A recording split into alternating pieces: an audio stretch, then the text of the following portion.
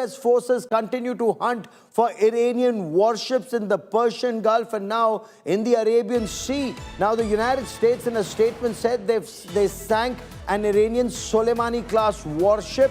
Stunning images of the US hit on Iranian ships are now being put out because all of this, while it's actual warfare on ground, it's also psychological warfare. The war is being fought in the minds of the enemy and the supporters of the Iranian regime. So the US Navy sank 2 Iranian warships.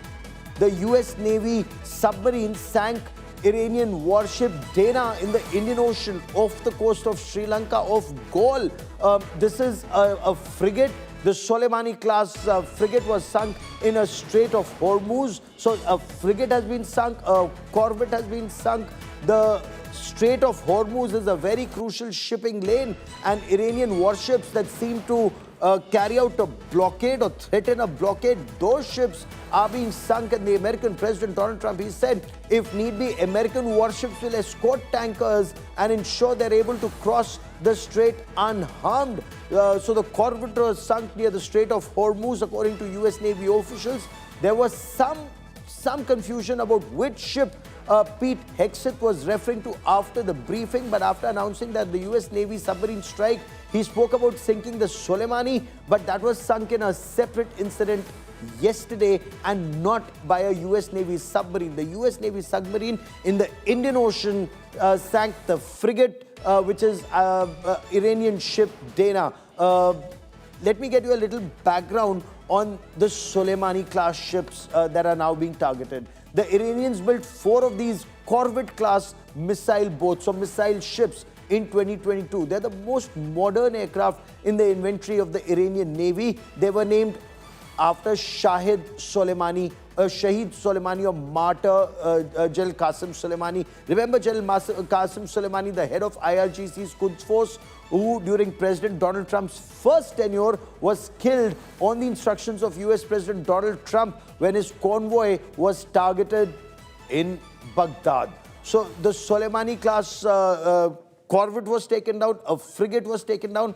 Pranay, this is one, not just massive expansion of this conflict, but the expansion of this conflict in the Indian Ocean region. I was speaking to Naval Rajpaksa, one of the opposition leaders in Sri Lanka, and he said, one, this is very dangerous, the expansion of this battle in the Indian Ocean region, and two, it's dangerous for Indian Ocean countries, and India needs to play a much bigger role and guide how the region needs to be taken along so that this battle does not come to our shores. Obviously, India has a special position in the Indian Ocean region because we consider this region as our area of influence. And in fact, this incident happened at very close to Indian coastline. In fact, it happened around, in the international waters, around the Galle of Sri Lanka.